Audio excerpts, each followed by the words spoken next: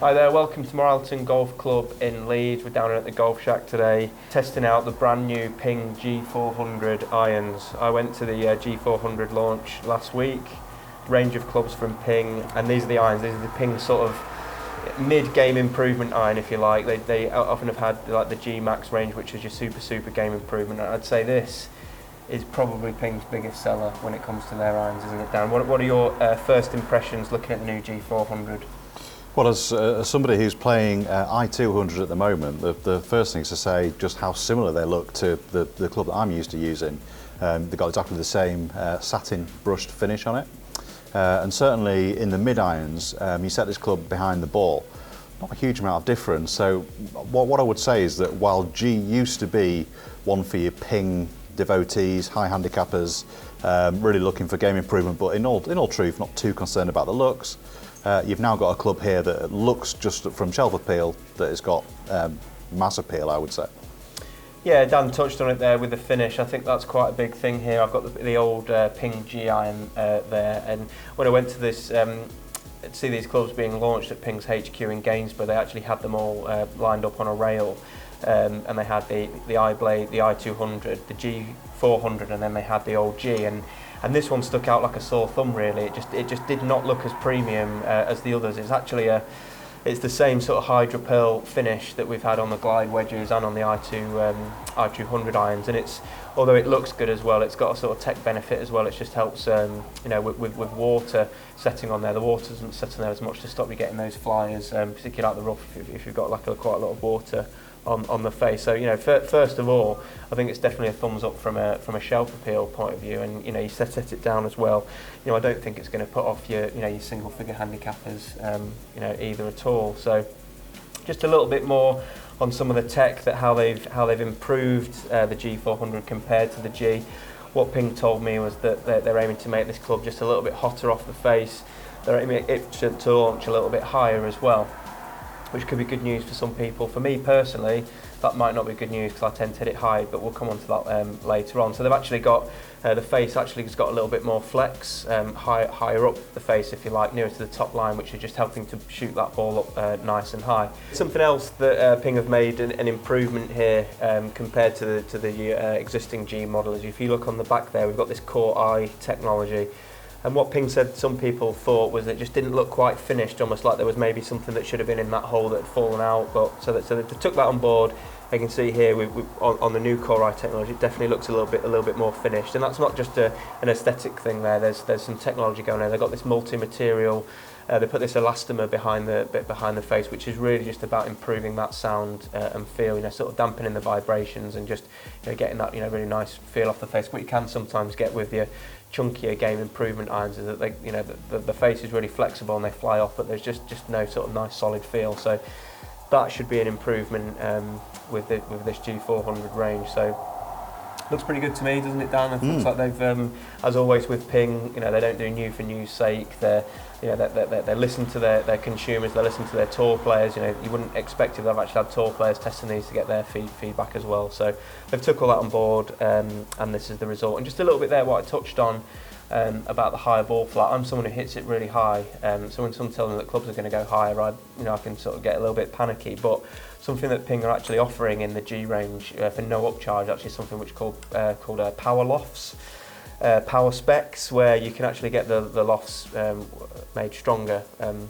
your iron, so you can actually get your 7-iron loft nipped down to 30 degrees. So that's another element there, Dan, that shows really how much emphasis Ping put into their custom fitting, isn't it? They're not just like making clubs that you can grab off the shelf. They've looking at little things like this, which I think is an added bonus, isn't it? Absolutely, yeah. Should we see how you get on hitting them? Yeah, I think we should. I think we've talked for long enough. So I'll give you the G model there. Didn't need to rely on my notes too much, which is quite pleased with myself. So I just hit 5 shots there on the Trackman with the existing G7 iron. These are both custom fit into my specs. They've got the same shaft, same lie angle, everything like that. So it's a completely fair test. And when it comes to a 7 iron, as you may know from some of our previous videos, I'm looking for around about a 145 carry, 150 total. So it'll be interesting to see how we get on with these and whether or not those adjustments that Ping have made. More noticeably, the higher ball flight comes into play. So let's just give these a go.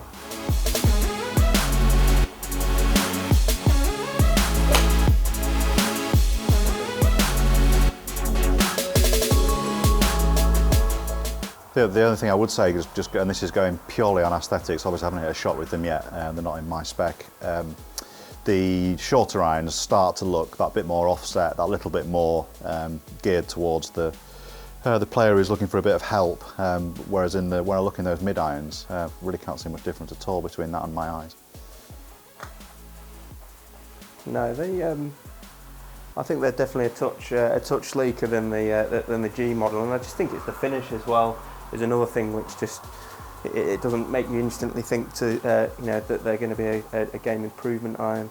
What would be a good comparison for how that looks behind the ball, James, from what else is on the market in terms of the shape of the head and the size of it, etc.? Yeah, I mean, I think it really does fall into that sort of like mid-range, sort of game improvement iron, if you like. I'd be comparing it more to say like a Titleist AP1 716 AP1. I'd say it's a little bit sleeker than the Mizuno JPX 900 hot metal. Yeah, Cobra F7, that sort of range really. But if anything, it's a little bit sleeker than those, and I think it's not a million miles away from your i200 really, is it? I don't think at address. So.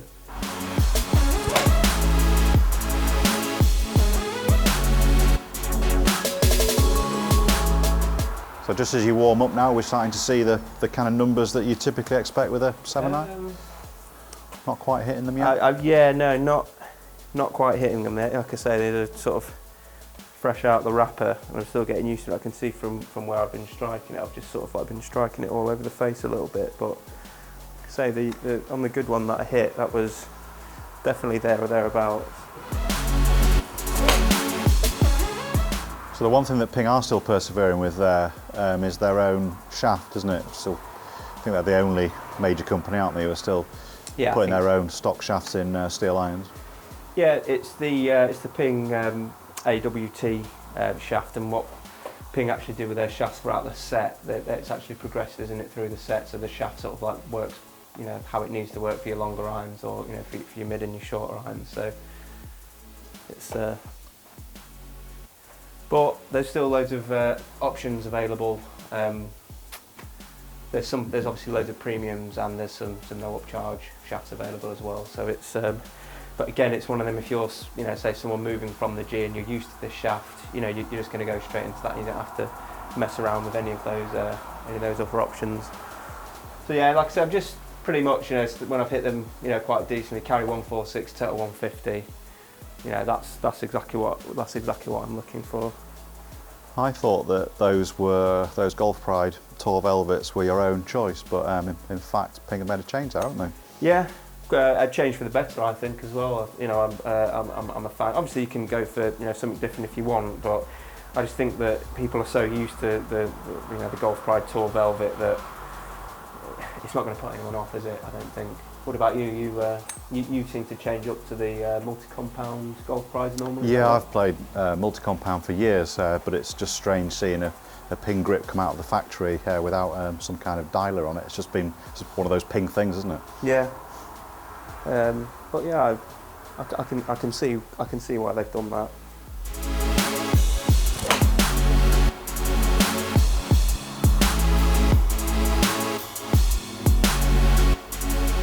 But it's all kind of the picture, isn't it, of the whole thing coming together as Ping become a brand that is less polarising and more acceptable to those who haven't always played Ping. So people like me were very used to it, that Ping look. But if you're not, well, now you're getting a Golf Pride grip as standard. You've obviously got the ferrule on there, which really wasn't the case until a couple of years ago. You've now got that pearl finished. You've got that improved look on the face. So you can kind of see it's becoming more of a kind of a normalised golf club. Yeah, and I think that people who are used to playing Ping are very loyal to the brand, and obviously potentially one challenge for them is to get people who've never played Ping, before to get into them. And there really isn't anything, about this club that's going to put anyone off.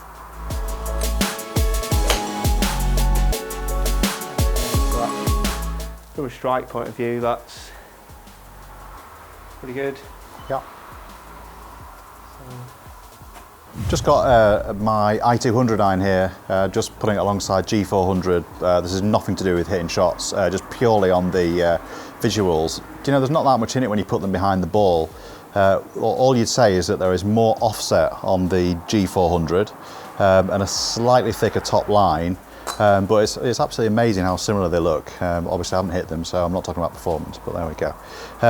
So we hit a selection of shots with G400 7 iron, so how are the numbers stacking up for you?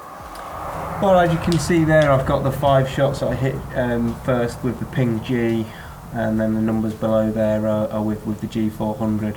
It took me a little while to sort of like get into it a little bit, really. Like I say, there was sort of straight out the wrapper with the new G400, and I wasn't sort of firing straight away. But from the averages, what I can see there, I'm not kind of seeing any real massive differences. You know, to be honest with you, one thing that I think is definitely improved, and that's that feel off the face. Dan commented about it on the sound. I think that, you know, players will notice a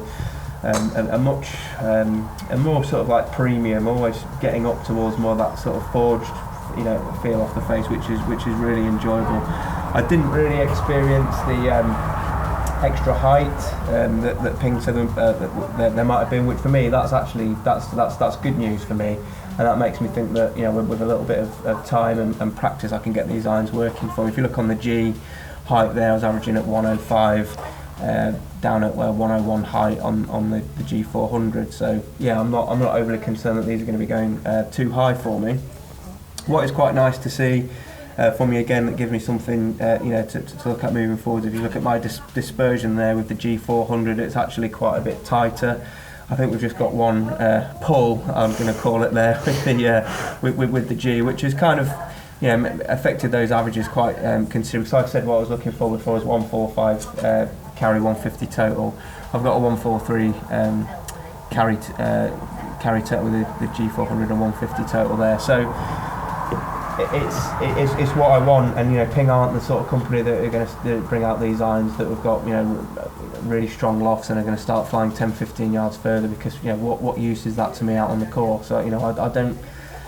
Yeah, I'd like to hit my irons a little bit further, but this my game is kind of built around a 7 iron going 150 yards. So if an iron comes out and it's changing that, it's makes transition into that new set, throws its own problems, doesn't it? So there's so much data you can look at, as we know on Trackman, but as far as I'm concerned, with any club, but especially with an iron, it's this one here that I'm interested in. I want to see that group as tight as possible if they were my own irons, and I do think that, you know, that one out there, Trackman quite likes that shot. The golf course doesn't like that shot. That's not good.